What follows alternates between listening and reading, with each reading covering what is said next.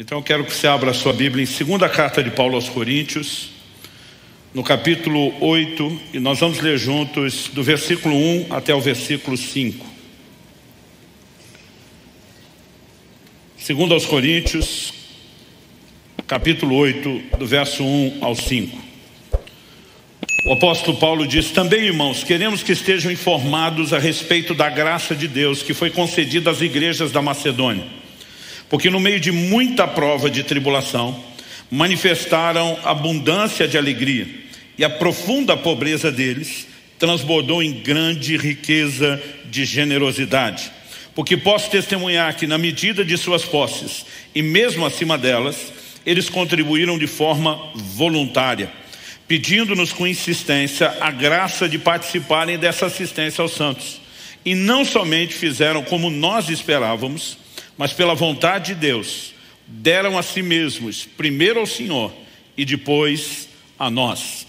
Eu quero destacar a expressão deram a si mesmos, primeiro ao Senhor e depois a nós. Eu quero tomar esse texto como o ponto de partida da nossa reflexão hoje e vou começar estabelecendo aqui o pano de fundo dessa conversa do apóstolo Paulo. Ele está falando com a igreja de Corinto, mas ao mesmo tempo ele está exaltando o comportamento das igrejas da Macedônia. Essa história começa com um registro no livro de Atos, quando um profeta chamado Ágabo anuncia uma fome, uma crise financeira, escassez de alimentos que estava por vir. A Bíblia diz a qual se cumpriu nos dias de Cláudio. A Bíblia diz que os irmãos resolveram enviar socorro aos crentes da Judéia, lugar que seria o principal foco daquela crise material e financeira, o que nos mostra que mobilizações como essa que estamos fazendo em prol do Rio Grande do Sul é parte de um comportamento cristão desde o início. Eles entendiam a importância de não serem indiferentes a necessidades de outros. E essa mobilização envolveu muitas igrejas. Em Romanos, por exemplo, no capítulo 15, no verso 26, Paulo diz: porque a Macedônia e a Acaia resolveram levantar uma coleta em benefício dos pobres dentre os santos que vivem em Jerusalém. Olhando para toda a orientação que Paulo dá, nós percebemos que houve uma mobilização com várias igrejas. O texto de Romanos fala dos santos da Acaia e da Macedônia, mas na primeira carta de Paulo aos Coríntios, no capítulo 16, você vê Paulo dizendo no verso 1, quanto à coleta para os santos, façam também vocês como ordenei as igrejas da Galácia. Então houve uma mobilização de muitas igrejas. No entanto, nós percebemos que de alguma forma, ainda que a palavra de Deus relate essa disposição dos crentes da Macedônia, eles resolveram fazer isso, mas não foram convocados. Como podemos presumir que não foram convocados? Porque nesse texto que nós lemos, o apóstolo Paulo diz que eles pediram com muita insistência. Outra tradução está no verso 4, pedindo-nos com insistência a graça de participarem dessa assistência aos santos. Outras traduções diz que eles suplicaram insistentemente. Outras diz pediram com rogos, que é basicamente implorar. Por que eles não foram chamados para participar dessa mobilização de igrejas que Paulo parecia encabeçar o movimento? Eu acredito que por aquilo que Paulo comenta no verso 3, posso testemunhar que na medida de suas posses, mesmo acima delas, contribuíram de forma voluntária. Você fala, puxa, na medida das posses, acima delas, esses irmãos eram prósperos. Não, se você olhar, na verdade, o verso 2, ele diz que a profunda pobreza deles transbordou em grande riqueza de generosidade. Provavelmente a razão pela qual a Macedônia não foi convocada é porque eles também viviam um momento de crise, de dificuldade material e financeira, de limitações, a ponto de Paulo falar não só de escassez, mas de profunda pobreza. Então eles não foram chamados. Imagina que quando um grupo de líderes estão discutindo o projeto, alguém pode ter sugerido alguma coisa do gênero, deixa a Macedônia de fora porque eles é que estão precisando de ajuda em vez de ter que ajudar. Eles não apenas insistem para entrar em algo que não foram convocados, mas eles não estão podendo participar. Eles dão não só na medida das suas posses, que são poucas, mas Paulo testemunha que deram acima das posses, além das posses. Como que alguém pode dar além das suas posses? Só existe uma razão, uma explicação lógica para isso: crédito. Ainda que o sistema de crédito da antiguidade não fosse semelhante ao atual, né, ele já existia. Então imagino que alguém negocia uma prestação de serviço para receber antecipado, alguém negocia a venda de uma colheita antecipada para que possa ter o recurso que não tinha em mãos, para que de alguma forma, não só de acordo com a posse, mas além do que tinham no momento, pudessem fazer isso. Isso me leva a questionar: como você tem cristãos que podem chegar a tamanho nível de doação e de entrega, né? Como você tem gente que às vezes é indiferente à dor de outros, mas tem outros que estão dispostos a qualquer nível de sacrifício, o que leva a alguém demonstrar esse tipo de virtude na vida espiritual e na caminhada cristã. O apóstolo Paulo explica o motivo, quando no verso 5 ele diz: não somente fizeram como nós esperávamos, mas além do que esperávamos, ele está dizendo, deram a si mesmos ao Senhor e depois a nós. Em outras palavras, Paulo está dizendo que esse nível de doação e entrega em relação às posses na hora dessa mobilização era resultado do nível de entrega pessoal deles para com Deus. Antes de doar qualquer coisa que tivesse, eles haviam decidido doar-se a si mesmos ao Senhor. E fique tranquilo, eu não vou pregar sobre oferta e nem levantar dinheiro aqui hoje. Eu quero tomar isso apenas como um pano de fundo para pessoas que entenderam a maior doação. A maior doação não é financeira.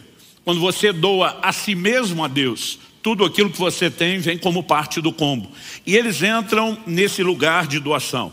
Esse lugar de doar tudo, doar a própria vida, a disposição de entregar, né, quem a pessoa é e não só o que ela tem, ela precisa também ser vista e entendida na perspectiva correta.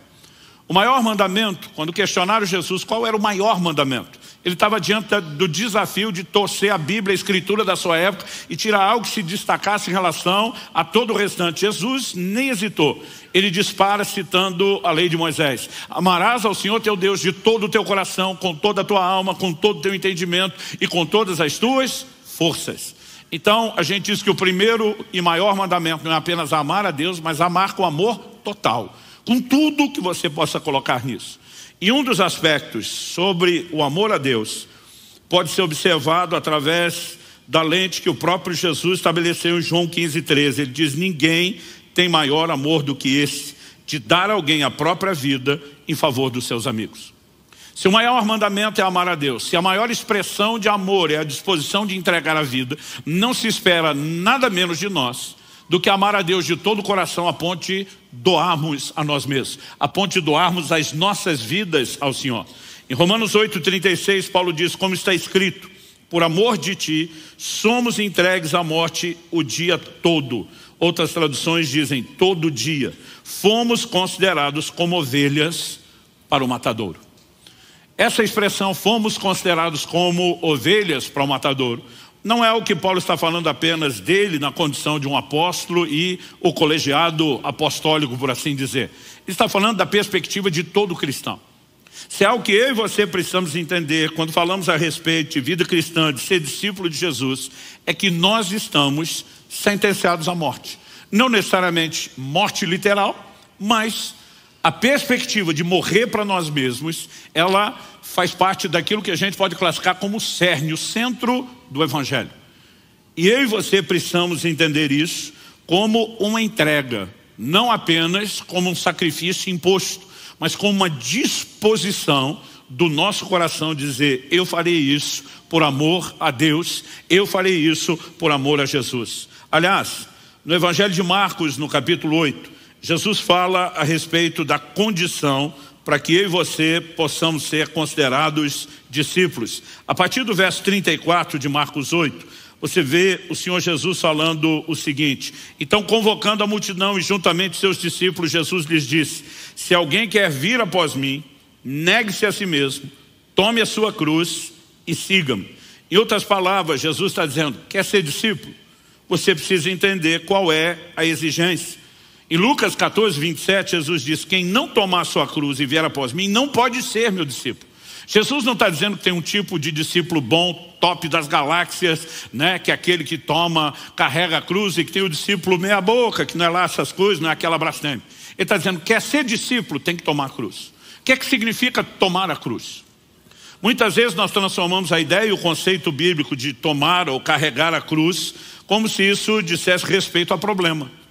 E aí você vê pessoas falando da cruz como uma forma de se referir a problemas da sua vida.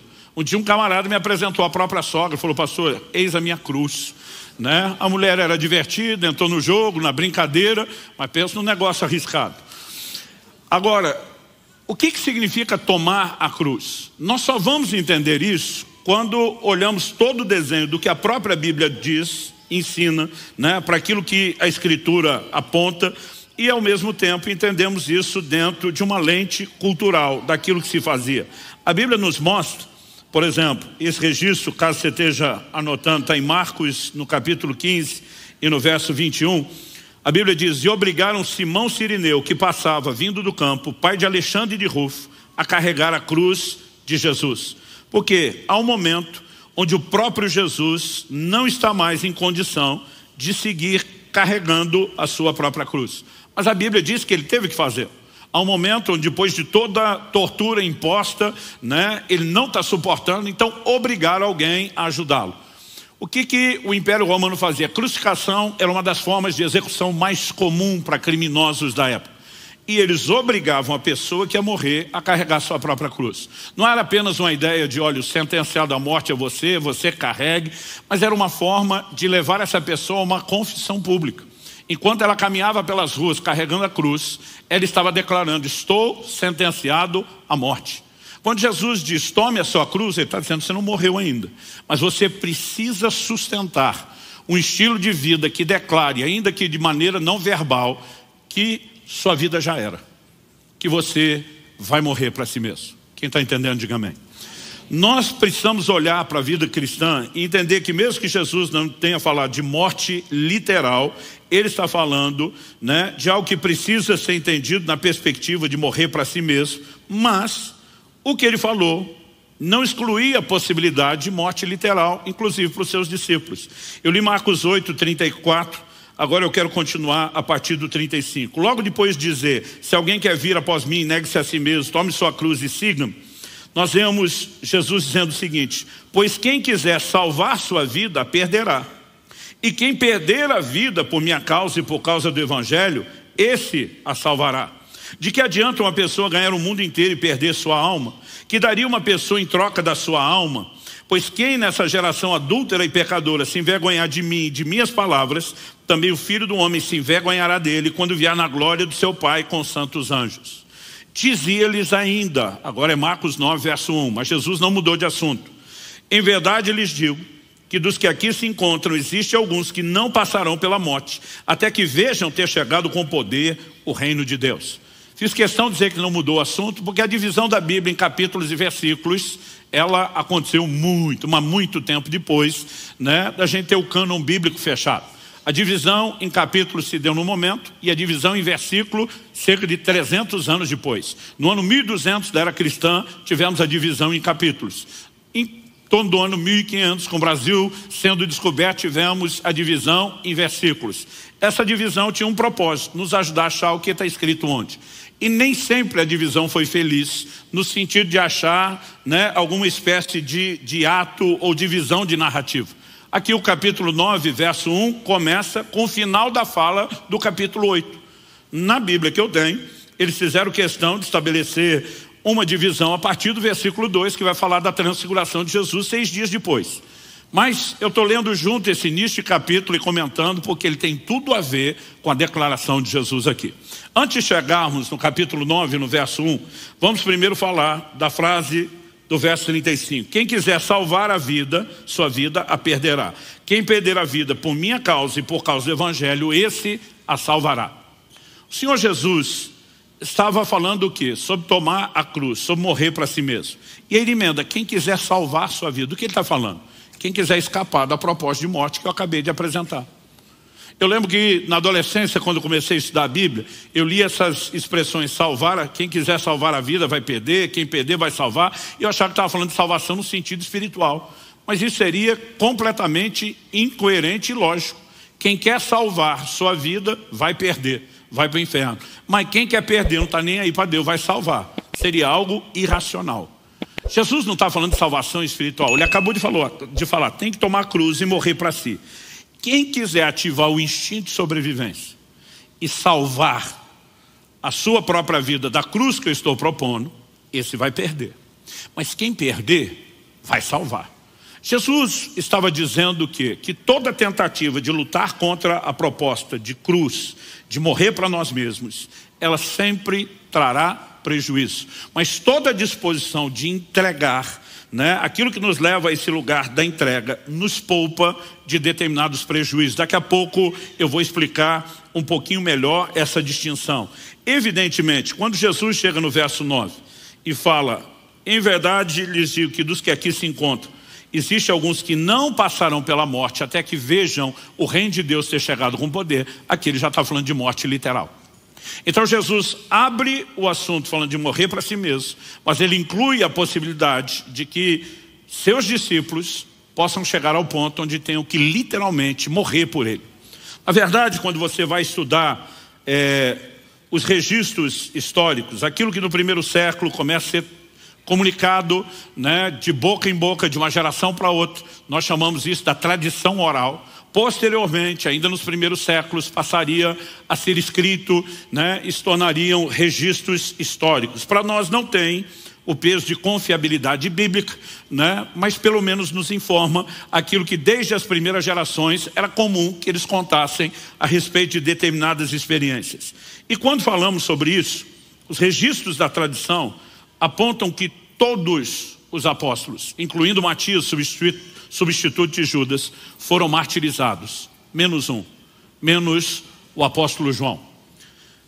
Os dados, no caso de um ou outro dos discípulos, podem divergir em registros posteriores, mas o que se diz sobre como os apóstolos morreram, só a título de curiosidade, é o seguinte, botei aqui em ordem alfabética. André morreu em uma cruz em forma de X. Alguns acreditam que isso tenha acontecido fora dos termos do Império Romano. Bartolomeu, também conhecido como Natanael, foi esfolado vivo e crucificado de cabeça para baixo. Outras fontes dizem que teria sido chicoteado até a morte. Filipe foi enforcado. João teria sido, de acordo com a tradição, lançado num caldeirão de óleo fervente e, como sobreviveu, posteriormente foi exilado na ilha de Patmos, o lugar onde ele teria as revelações do Apocalipse. Judas Tadeu, o outro, morreu como mártir pregando o evangelho na Síria e na Pérsia. Mateus foi morto à espada.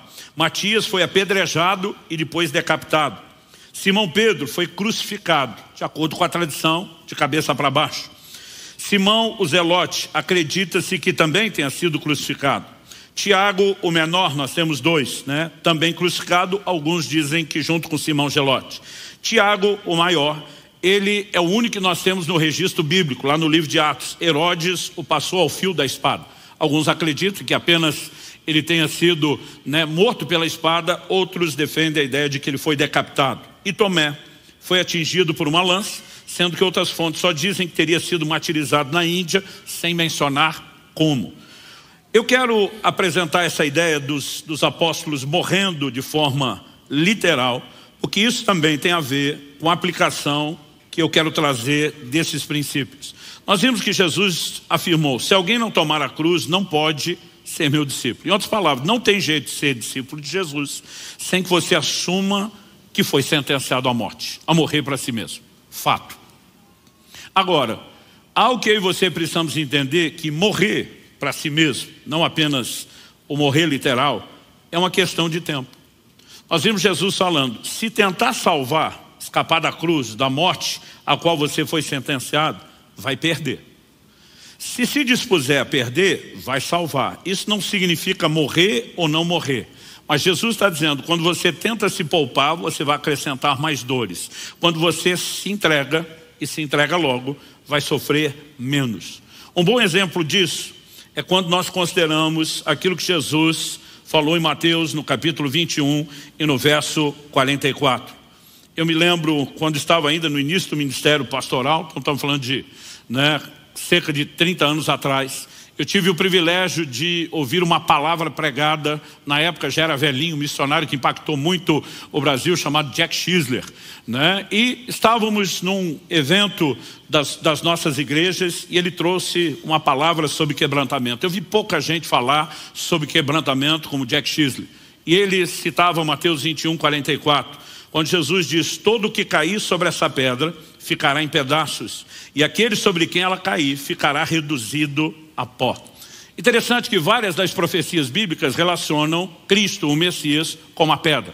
Ele muitas vezes é chamado de a pedra fundamental, né? Ele é chamado de a pedra que os construtores rejeitaram, mas a Bíblia também o chama de a pedra angular. E muitas vezes a gente não consegue fazer a diferença entre uma pedra de um alicerce e a pedra angular. A pedra angular, ela não está embaixo, ela está em cima. Nas construções romanas, do tempo em que Jesus disse isso, e era muito comum os arcos, até hoje você vê nas ruínas do Império Romano a presença de arcos, que inclusive muitos deles estão intactos. Aquela pedra do centro do arco, ela era chamada de angular, porque ela tinha um corte de um ângulo que tinha que ser medido com perfeição, para que houvesse o encaixe de todas aquelas pedras e elas ficassem em sustentação, apoiando uma na outra. Quando o corte da pedra angular não era muito calculado, né, devidamente ajustado, e ela poderia cair, então todo aquele arco desmoronaria. Então Jesus está falando de uma pedra que cai e de uma pedra que já está no chão. Ele diz: quem se jogar sobre a pedra que está no chão, quebrantamento voluntário, o Jack Chisler dizia, será feito em pedaços. É um nível de quebrantamento. Mas ele diz: aquele sobre quem a pedra cair será reduzido a pó. É outro nível de quebrantamento. Eu lembro dele dizendo algo que me marcou profundamente. Você encontra nessa analogia algo que tem harmonia com todo o ensino bíblico. Ele dizia: ou você se lança sobre a pedra, ou a pedra vem atrás de você. Mas que vai ser quebrantado, vai. É uma questão de tempo. No entanto, quem se lança logo é feito em pedaços. O nível de quebrantamento é menor.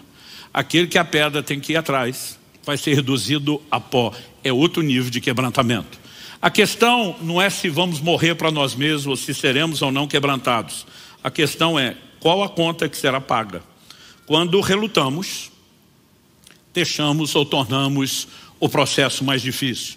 Isso me faz olhar para o próprio texto de Marcos 8 e questionar uma informação que eu apresentei para vocês aqui. Por que João foi o único que não foi martirizado? A Bíblia diz que Deus não faz acepção de pessoas.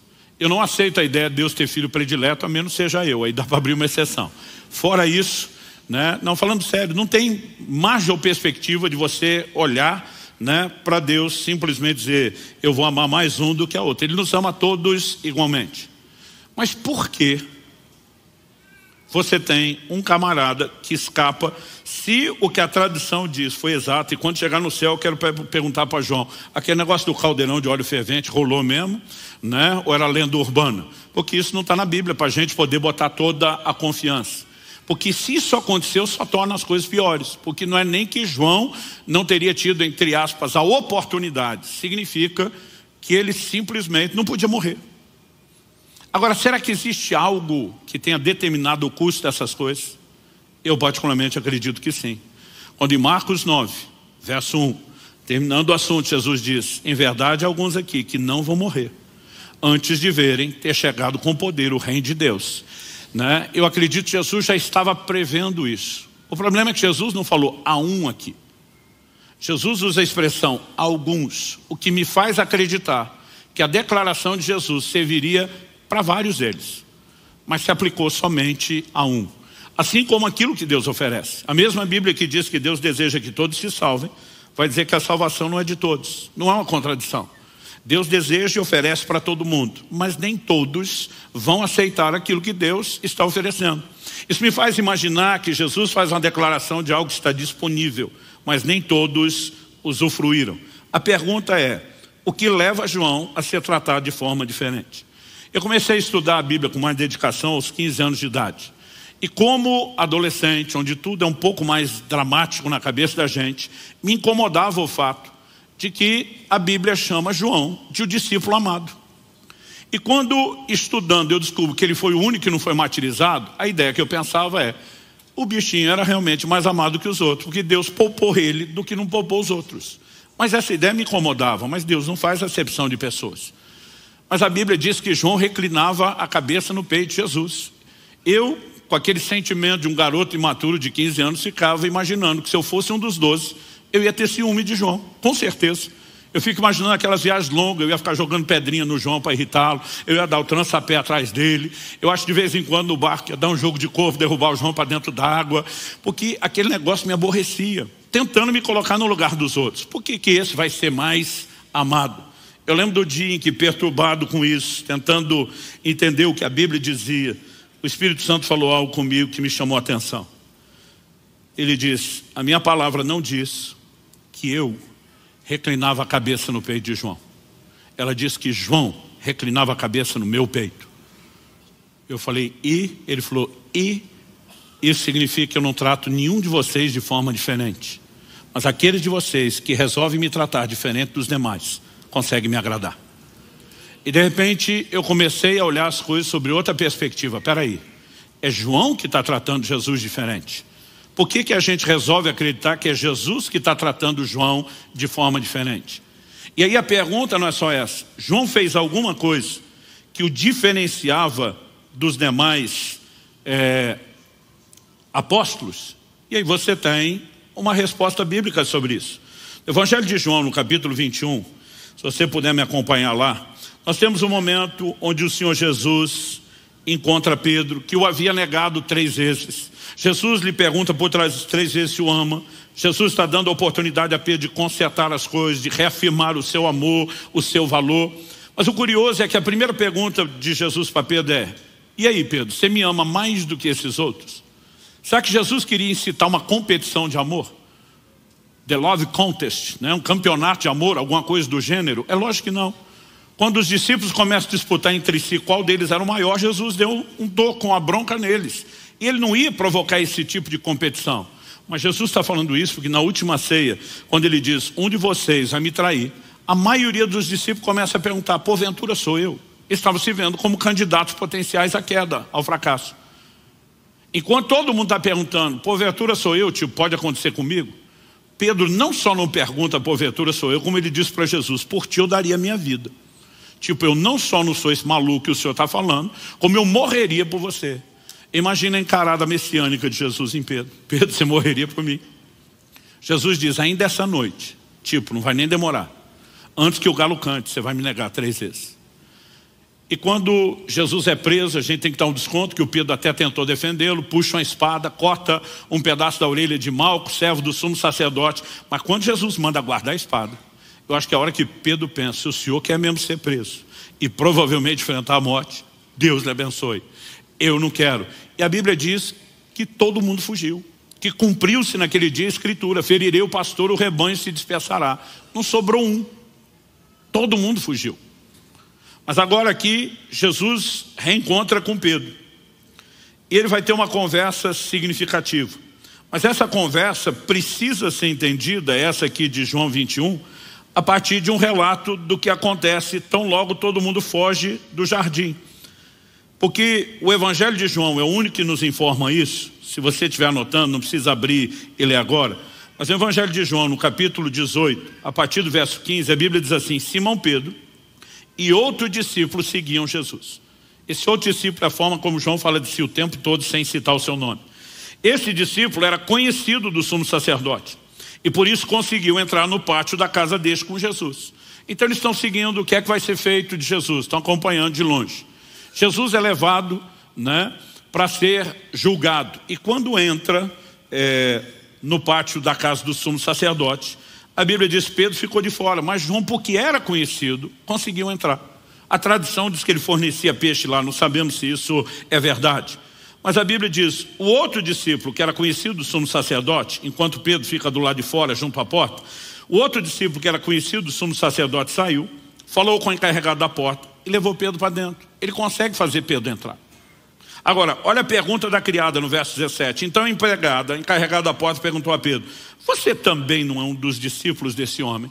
E essa é a primeira vez que Pedro vai negar. Pedro responde, não, não sou. Porque ela pergunta, você também? Porque João é conhecido, todo mundo sabe que é discípulo. João advogou por entrar. Quando advoga de você também, Pedro diz, eu não.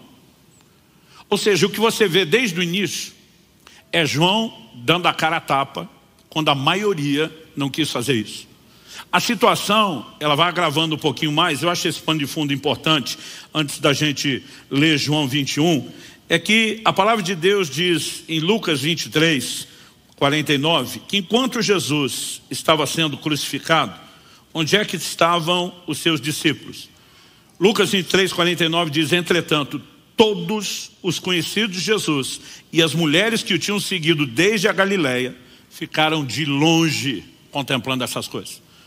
Todos os conhecidos, todo mundo fica de longe. Está todo mundo com medo dos desdobramentos. Mas tem um grupo de pessoas que não se mantém longe. Está registrado em João 19, versos 25 e 26. Entre eles, num dia como hoje das mães, exalte-se a doação sacrificial das mães. A Bíblia diz assim, junto à cruz estavam a mãe de Jesus, a irmã dela, Maria, mulher de Clopas, e Maria Madalena. Enquanto todo mundo está longe, tem um grupo que está ali, entre eles a mãe de Jesus. Verso 26. Vendo Jesus a sua mãe, e junto dela o discípulo amado, disse, mulher, eis aí o seu filho. Depois disse ao discípulo, eis aí sua mãe. Dessa hora em diante o discípulo a tomou para casa. Então todos os registros, desde o primeiro século, mostram João cuidando da mãe de Jesus até o fim. Nós precisamos entender que ele era o único que estava perto, a ponto de Jesus, como o irmão mais velho, com uma provável, toda a lógica aponta para isso, ausência do pai já nos dias do seu ministério, ele confia o cuidado da mãe a João. A nenhum dos outros apóstolos, a nenhum dos seus irmãos, mas somente a João. Por quê? João era o único que estava lá, era o único que estava perto. Pastor, o que isso tem a ver? Eu acho que a gente entende melhor em João no capítulo 21, a partir do verso 18. Depois de Pedro afirmar por 3 vezes que amava Jesus, Jesus diz para ele assim no verso 18, em verdade lhe digo, que quando era mais moço, você se cingia e andava por onde queria. Mas quando for velho, estenderás as mãos, outro cingirá e o levará para onde você não quer ir. Quando Jesus está falando sobre quando era mais moço e ser mais velho, ele não está falando apenas de idade cronológica, mas presuma-se também a presença de maturidade, né, ou a falta dela. Durante muito tempo nas minhas bíblias de estudo, e antigamente a gente só tinha as de papel, eu simplesmente colocava um ponto de interrogação do lado desse versículo 18, estenderás as mãos. Eu ficava pensando, o que é isso? Eu demorei anos para perceber que a explicação estava no verso seguinte, o 19. Jesus disse isso para significar com que tipo de morte Pedro havia de glorificar a Deus. E depois de falar assim, Jesus acrescentou, siga-me. Então olhe para cá um instante. Estenderás as mãos. Morte por crucificação. A forma de execução mais comum no Império Romano. Agora, o que é que Jesus está falando para Pedro? Ele pergunta, Pedro, você me ama mais do que esses seus irmãos? Porque Pedro lá atrás tinha dito, eu te amo a ponto de morrer por você. E o Pedro que falou isso, na hora H, ele simplesmente vazou, deu no pé, nega Jesus. Então ele agora está respondendo para Jesus, olha, amar eu amo, não é aquela Brastemp, tem um jogo de palavras no grego, onde Jesus pergunta uma intensidade de amor e Pedro responde outra menor. Mas depois das 3 vezes, Jesus agora olha para o Pedro e diz o seguinte, Pedro, seu amor vai crescer. Você achou que me amava a ponto de morrer e descobriu que não está pronto. Mas eu acredito em você, Pedro, e o seu amor vai crescer. Vai chegar o dia onde você vai glorificar Deus morrendo por mim. Em outras palavras, Jesus está dizendo, não adiantou nada você fugir da morte no início, porque morrer por mim é uma questão de tempo, sua hora vai chegar e você vai ser crucificado. Depois que Jesus fala isso, ele olha para o Pedro e diz, me segue. O Pedro está desanimado. Marcos 16 diz que o anjo que aparece da notícia da ressurreição diz, ide dizer aos discípulos e a Pedro, ele é o único mencionado por nome, porque acredito se não fosse convocado por nome não estaria no grupo. Ele já se imaginava cortado da seleção depois do fiasco ter negado Jesus da forma como fez. Agora Jesus olha para ele e diz, Pedro, considerando não o que você tem hoje, que você ainda não está pronto para morrer por mim agora, mas que você vai chegar lá, então acredito, siga-me. Jesus usa a mesma palavra do início. Ele está dizendo, eu não desisti de você, eu estou contando com você, você está dentro do time, mas que vai morrer, vai. Agora, olha o verso seguinte, o 20. Então Pedro, voltando-se, viu que o discípulo a quem Jesus amava vinha seguindo. era o mesmo que na ceia havia se reclinado sobre o peito de Jesus para perguntar: Senhor, quem é o traidor? Ao vê-lo, Pedro perguntou a Jesus: e quanto a este? A gente tem uma mania terrível de comparação.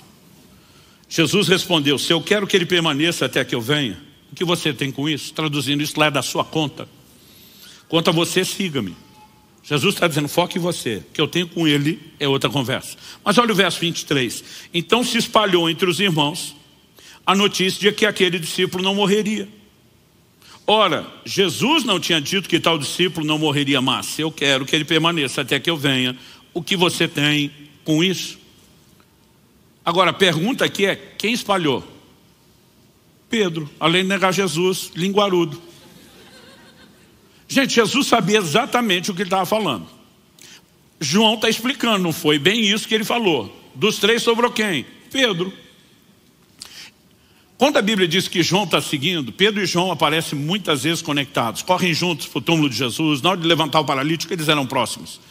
Eu imagino a angústia do João, que foi testemunha ocular de vendo Pedro negar Jesus da forma como fez, quando ele o tempo todo agiu de forma diferente.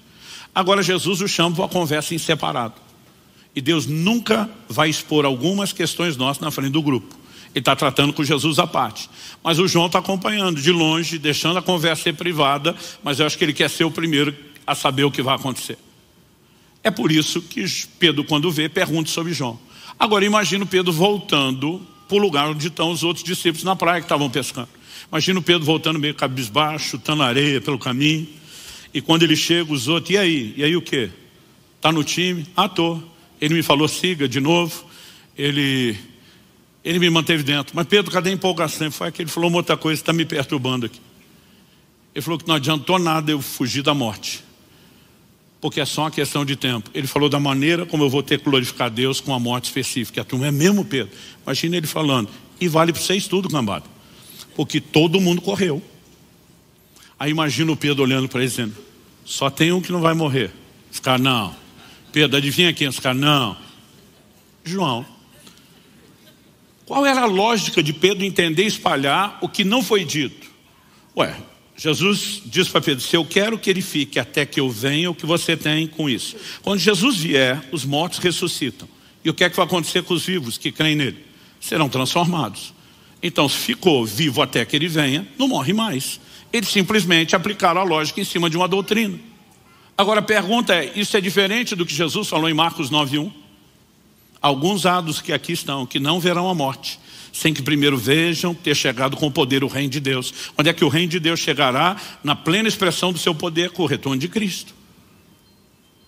Quando eu era adolescente, um dia eu estava com meu pai, não me lembro o que estávamos fazendo junto, mas estava com ele no carro.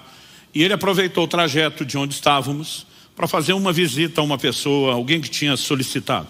Gente, honestamente, eu era só um adolescente, mas nem toda a minha vida de pastor eu conheci uma criatura tão doida, maluca, como aquele camarada que nós fomos visitar, doido de pedra. Entre outras coisas absurdas que eu vi ele falar, ele defendia para o meu pai que o apóstolo João estava vivo até hoje. E eu, na minha cabeça de adolescente, já imaginava aquele velhinho curvado, cabelo e barba enorme, arrastando no chão, as unhas grandes, porque ele dizia: Jesus falou: se eu quero que ele fique até que eu venha. Mas meu pai dizia para ele: mas está escrito aqui, ele não disse que não morreria, mas Jesus não voltou, então não morreu ainda, né? E ele queria defender que o João está escondido em algum lugar. E eu ficava pensando: que viagem. Quando nós saímos de carro, meu pai falou: e aí? O que você achou? Eu falei: doida a conversa. Ele falou: qual a explicação que você daria para isso? Porque eu fiquei bem quietinho, meu pai era o pastor, mas ele mesmo não quis levar a discussão longe, né? Eu percebi que era por ver alguma limitação na pessoa. Meu pai gostava de provar um argumento, mas ele olha para mim e diz: que argumento você usaria? Eu falei: pai, a promessa de Jesus é: se eu quero que ele fique até que eu venha. A gente pensa na linha cronológica, mas quando João está na ilha de Patmos, ele assiste camarote VIP de forma antecipada, por revelação, todo o retorno do Senhor. Basicamente, a palavra de Jesus se cumpriu na ilha de Patmos. E é por isso que nós sabemos que João morreu depois, mas não morreria antes disso. E essa tentativa de colocar em João num caldeirão de óleo fervente é antes de Patmos. E João não pode morrer antes disso. Mas o que o leva a, quando todos os outros apóstolos estão sendo martirizados, a se conservar vivo? Particularmente, eu acredito que é Marcos 8:35. Quando todo mundo tentou salvar a vida, Deus diz, vão perder. Quando João, diferente dos demais, diz, eu perco, o Senhor olhou e disse, salvou. Porque basicamente eu e você precisamos entender que isso não se aplica só a essa questão de morte literal. Mas quando nós falamos dos processos de Deus, é impressionante a tendência que nós temos de lutar contra isso. O instinto de sobrevivência parece que é ativado dentro de nós. E nós não queremos morrer para nós mesmos. Não queremos abrir mão de muita coisa. E é por isso que a gente acaba vivendo, né, um evangelho confuso. Quando a gente, né, olha nossas crenças e declarações e comportamento, às vezes o evangelho soa um tanto quanto esquizofrênico. E eu quero te dizer o seguinte, algo que eu e você precisamos compreender, é que Deus nunca quis sabotar nossa alegria e realização. Eu, quando era garoto, menino, a sensação que eu tinha sobre os pais, pai e mãe, os dois no mesmo time como aliados, é que eram criaturas que existiam para sabotar a felicidade de nós, os filhos. Porque tudo que a gente queria fazer não pode, né? Fica em cima, marcação, pegação no pé, implicância, é o jeito que a criança olha. Mas quando Israel, meu filho, nasceu, eu ainda estou ali dentro da maternidade olhando ele, e desesperado para sair correndo, pegar um telefone, né? Ou escrever uma carta, ainda era comum fazer isso na época. E eu queria pedir perdão para meus pais de tudo. Porque naquele momento eu entendi que tudo aquilo que para mim era implicância, pegação no pé, tentativa de sabotar a alegria, não era essa. Nada como você ter outra perspectiva. Eu naquele momento, com o instinto paterno aceso, amando aquela criança, me sentindo a responsabilidade de proteger, eu consigo perceber que meus pais nunca quiseram sabotar minha alegria. Pelo contrário, justamente porque estavam interessados nela, queriam me proteger de muitas coisas. Por que eu estou dizendo isso? Quando começamos a relacionar com Deus, a gente tem esse modo infantil. O início da vida cristã parece estar cheio de proibição. Não pode isso, não pode aquilo, não pode isso, não pode aquilo, tem que morrer. Parece que Deus escolheu alguns de nós para azarar a nossa vida e não para dar o que a Bíblia chama de plenitude e alegria. Porque nós estamos olhando pela perspectiva errada. Você olha, por exemplo, para um Abraão. Deus simplesmente chega para o Abraão e diz, toma o seu filho, seu único filho, o filho a quem você ama, e oferece em sacrifício. Às vezes eu lia isso e eu dizia para Deus, precisava dificultar a vida do velhinho. Tem que lembrar que é o único filho, o filho que ama. Pedir o filho já é difícil para qualquer pai. Mas ainda parece que o Senhor provoca o assunto dessa forma. Abraão, a Bíblia diz, levanta no mesmo dia, alta madrugada, tipo, não vou nem esperar. Toma o menino e vamos obedecer a Deus, vamos entregar. Quando ele levanta o cutelo, o anjo do Senhor brada dos céus, não faça isso. Eu gosto de ler a Bíblia trocando de lugar com os personagens, me imaginando como seria eu. Eu acho que nervoso, aquela tensão do momento, eu já gritaria de volta, se decide, quer ou não quer o menino? E eu imagino o anjo do Senhor bradando de volta, nunca quis o menino. Queria a sua disposição de entregá-lo. Queria a sua disposição de me manter em primeiro lugar. E já que eu tenho o que eu preciso, não quero ver você sofrendo nem perdendo nada. Toma de volta o menino e de lambuja eu vou lhe dar uma descendência numerosa. Deus nunca quis sabotar nenhum de nós. Toda entrega é uma preparação para que a gente viva tudo que Ele tem, sem que a gente perca o próprio Deus, na perspectiva do relacionamento debaixo das bênçãos dEle. O profeta Jeremias é usado por Deus para mandar uma mensagem clara. Eu é que sei os pensamentos que tenho a respeito de vós. São planos de bem e não de mal, para vos dar um futuro e uma esperança. Mesmo quando ele está dizendo, tem que morrer para si, tem que viver entrega, tem que viver quebrantamento, vai viver por bem ou por mal. Ele não está tentando sabotar a minha e a sua alegria. Ele está tentando nos transicionar para um lugar de maturidade, onde nós vamos experimentar a verdadeira alegria. Isso tem algo que eu aprendi ao longo dos anos. Foi, quem tenta salvar, vai perder. Quem se dispõe a perder, vai salvar. Eu fico olhando para os cristãos de hoje, tentando entender como que nós migramos de uma primeira geração tão apaixonada, de gente que encarava o martírio sem negar Jesus, para crentes hoje que por qualquer coisa estão olhando para Deus e resmungando, não brinco mais, virando as costas para Deus, desistindo da fé.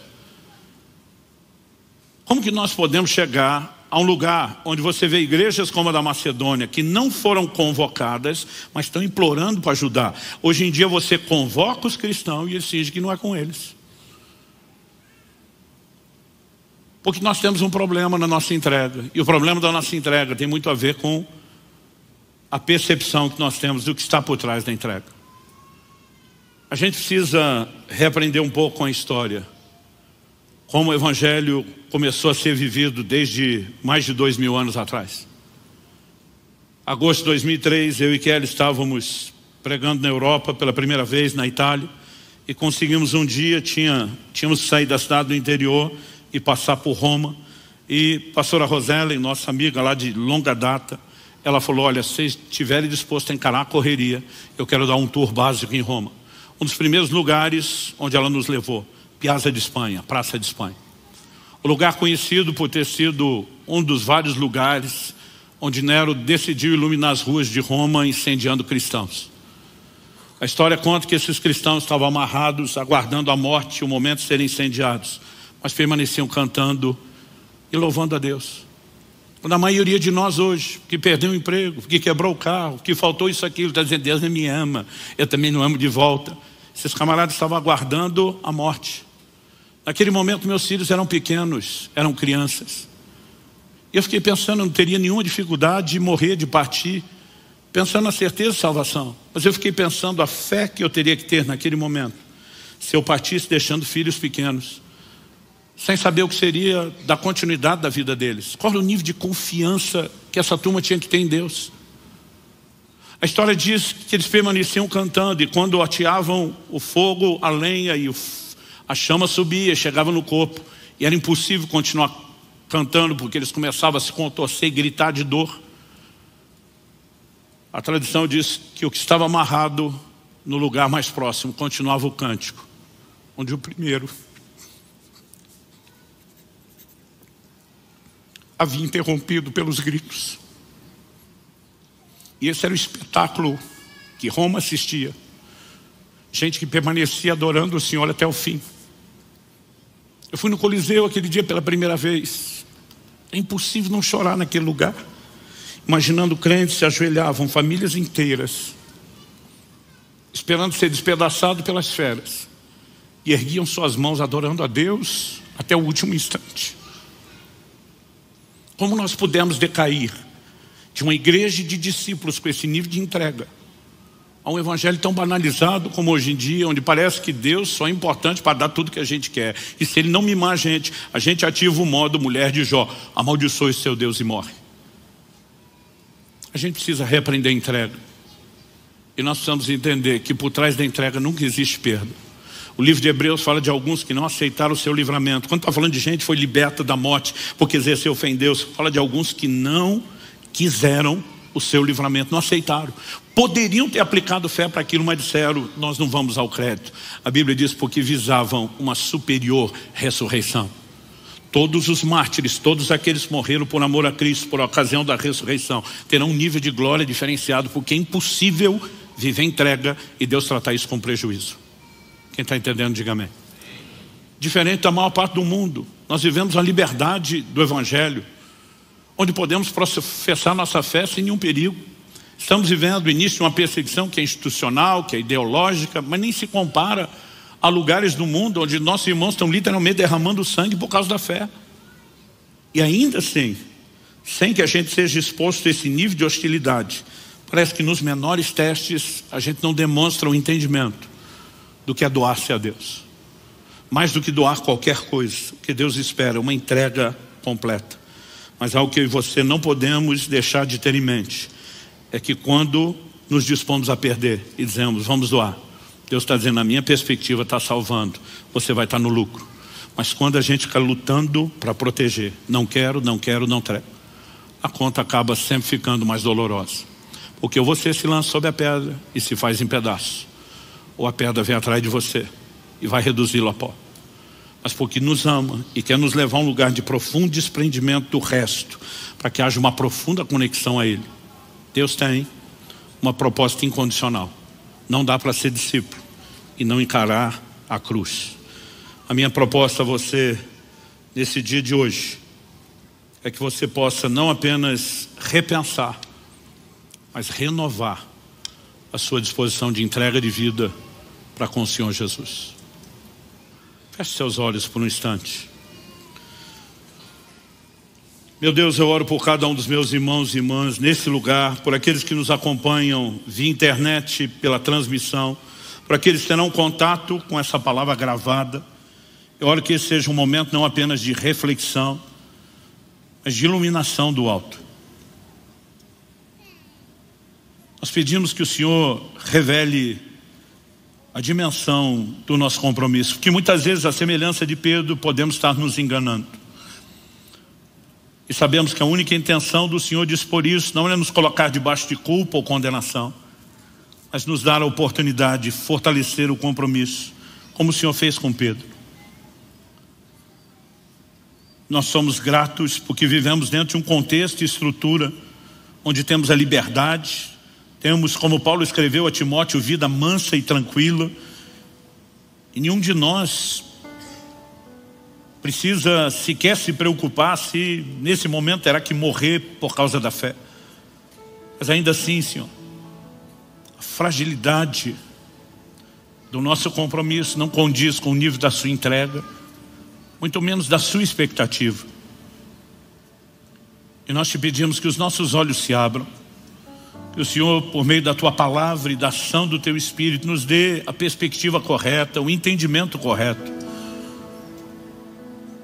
Nós queremos viver a plenitude do que o Senhor tem. Isso significa não pular, ó Deus, os processos necessários. Semana passada falamos de processos que conduzem à maturidade, mas também queremos aqueles que conduzem ao compromisso e à intimidade.